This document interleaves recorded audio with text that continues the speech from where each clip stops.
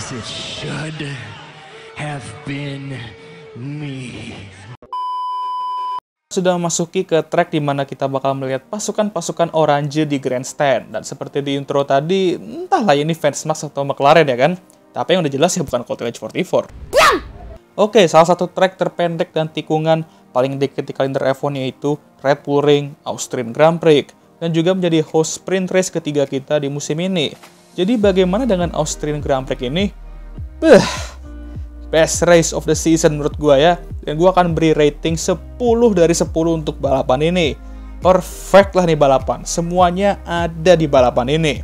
Oke lah, tanpa basa-basi langsung aja gue bahas pemenang dan pecundang Austrian Grand Prix 2024.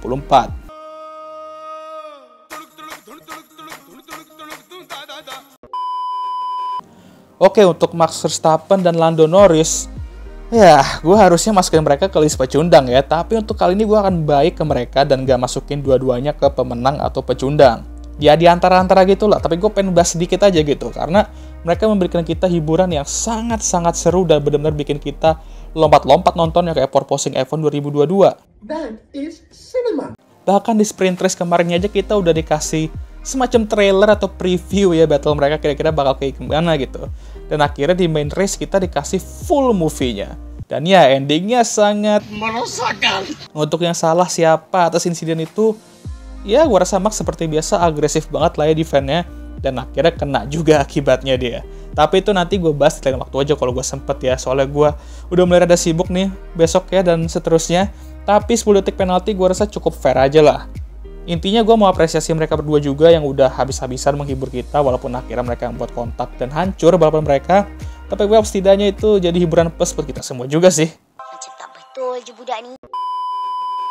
Oke lah, untuk pemenang pertama, George Russell lah ya jelas. Harus kita akui lah, nih orang hokinya emang lagi GG di weekend ini ya. Dia dipromot ke P3 karena Oscar kena track limit di qualifying. Dapat giveaway menang dari Lando dan Max senggol-senggol itu ya. Tapi ingat, hoki pun harus dimanfaatin dan itu yang ia lakukan. Dia berada di tempat dan waktu yang tepat. Congrats lah untuk pangeran Inggris kita dan Mercedes dan Toto Wolff akhirnya full senyum kembali di 2024. Dan ini juga merupakan kemenangan kedua George Russell di Formula One. Tapi untungnya juga doi gak macam-macam di last lap ya. Karena jujur gue masih rasa ada PTSD dikit lah kalau ngeliat George Russell di akhir-akhir dan berada di posisi yang bagus ya. Kalau sampai ada kejadian lagi, gak ngerti lagi lah gue sama beliau satu ini ya kan. Udah habis diserang lah sama fans-fans ya kan, tapi untungnya enggak. Nah untuk pemenang kedua, Oscar Piastri. Nah selalu ya dengan what if kalau McLaren nih ya kan. Kayak gini nih, what if Oscar nggak kena track limit kemarin? Mungkin dialah yang bisa menang di sini, tapi ya kita nggak ada yang tahu lah ya. Itu biar aja what if ya kan. Tapi walaupun start dari posisi ke-7 juga, sempet nyenggol bapak angkatnya di turn 1 juga, tapi pace-nya main gacor dan bisa nyalip pembalap kayak Checo, Lewis, dan Carlos juga di akhir-akhir. Dan akhirnya harus puas dengan posisi kedua. Tapi semoga ini menjadi balapan di mana dia akhirnya bisa memperbaiki race pace ya, karena race pace-nya dari awal sampai akhir tuh strong banget. Dan semoga aja keberuntungan lebih datang ke dia di masa yang akan mendatang ya, karena jujur aja dia nih emang rada unlucky juga di musim ini dan ini merupakan keberuntungan pertamanya sejauh ini ya. Soalnya kalau enggak bisa jadi El Andai-Andai kedua kayak Lando ini. Congratulations untuk Oscar juga ya, setelah balapannya sulit di Spanyol, dia mampu comeback di Austria dengan meraih posisi kedua di sprint dan posisi kedua juga di main race yang membuat para juara F2 meraih hasil 1-2 di balapan ini. Pemenang ketiga, Haas. Jerman sama Denmark tuh gacor juga kemarin di Euro ya, walaupun Jerman menang 2-0, tapi dua-duanya bagus sih mainnya menurut gue ya. Dan dua bapak-bapak ini juga ikut-ikutan gacor ya. Udah gitu bisa-bisanya ngalahin Ceko loh si Nico Hülkenberg. Kacau. Dan nggak tahu kenapa Haas kalau udah di Austria dari dulu tuh selalu gacor cuy. Bingung juga gue kenapa ya kan. Dan ini buat mereka kembali ke posisi ke-7 di konstruktor menyalip Alpine. Nah, udah siap-siap aja ya kan kalian fans Haas dan Oli Berman. Minggu ini harusnya ada pengumuman tuh mengenai kedua pihak itu, jadi tunggu aja guys. Congrats lah untuk Haas, lagi-lagi buktikan di era Ojisan Ayao mereka udah bener arahnya ya. Dan semoga bisa terus bener arahnya. Biar bawa value nih bos, gak poin doang. Nah, sekarang kita ke pecundang. Dan yang pertama, ya sudah jelas lah ya, Sergio Perez. Adeh, Pak D satu ini loh, kenapa ya? Max benar-benar susah payah loh ngelawan dua McLaren di sprint, ngelawan Lando di main race sampai balapannya hancur. Ini orang malah berduel sama Haas. Shocking lah performa Checo ini belakangan ini bener-bener dah. Gue tuh kayak masih bingung sama ini performa asli RB20 sekarang dan emang Max sejago itu tuh gimana gitu kan? Tapi gue rasa kayak agak-agak mungkin juga gitu loh. Aduh, bingung juga gue. Ya wis lah. Jadi ya mau kayak gimana pun juga ya udah hopeless juga gue ngebahas Pak di satu ini. Performanya juga aduh udahlah ya. Benar-benar jauh dari harapan dan jauh banget dari Max ya. Tapi nggak apa-apa, sing penting kaleng Red Bull laku terus bos. One time is funny, two times annoying, no? Pecundang kedua, Charles Leclerc. Oke lah, ini orang emang apa saja kejepit dua Oscar sama Checo di start. Nggak ada yang bisa dilakukan dan dari itu aja balapannya udah hancur. Bolak-balik ganti ban, tapi ya akhirnya tetap puas berada di bawah top 10 akhirnya ya kan. Harus diakui semenjak menang di Monaco, mulai lagi nih apes-apesnya Charles nih muncul ya kan. Gue tuh mikir apa ini karena semua keberuntungan dia tuh dipakai semua di Monaco kemarin untuk menang gitu ya.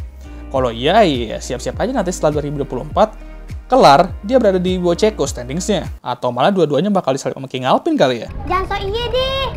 Ya. Kita lihat apakah di Silverstone nanti lucknya bakal balik atau enggak, atau malah bakal triple apes lagi untuk membalap kebangsaan kita ini. Pecundang ketiga.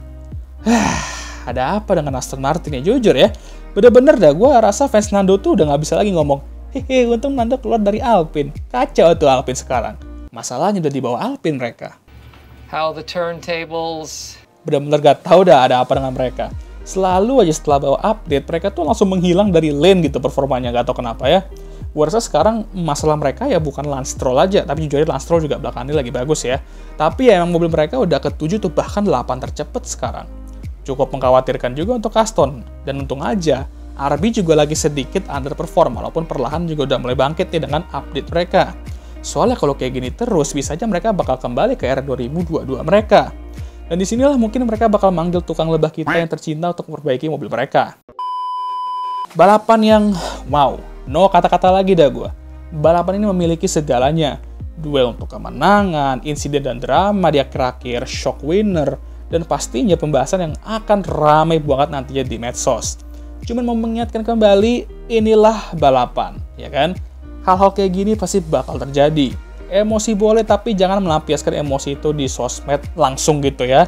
Atau ke orang lain yang sama sekali nggak tahu apa-apa gitu. Kalem aja dulu, biarlah adrenalinnya turun dulu, barulah bisa ngechat di medsos dan berinteraksi gitu. Jangan pas panas-panas interaksinya gitu ya, bisa kena masalah kalian nanti. Kayak Yuki. Asik, udah kayak terapis aja gue ya. Padahal gue sendiri juga emosi ngeliat berapa duel kemarin ya kan. Ya gitulah. Ingat, masih ada balapan ketiga minggu ini, yaitu di British Grand Prix. Dan semoga aja seru balapannya. Walaupun gak sold out tiketnya yang katanya karena Max Verstappen yang gak jelas juga tuh. Tapi mungkin setelah balapan ini bakal langsung sold out karena gak sabar melihat Max dan Lando ber-DNF lagi. Oke lah, sekian video kali ini. Gimana menurut kalian? Jangan lupa like, subscribe, dan share video ini. Dan jangan lupa juga untuk menyalakan lonceng notifikasi agar kalian semua tahu kayak gue upload video baru. Jangan lupa juga untuk follow Instagram gue. Oke, sudah lelah dan besok gue juga udah mulai magang ya. Dan maksudnya hari ini sih ya magangnya. Oke lah, seperti biasa videonya akan tutup oleh I'm Emma Watson. Thank you for watching.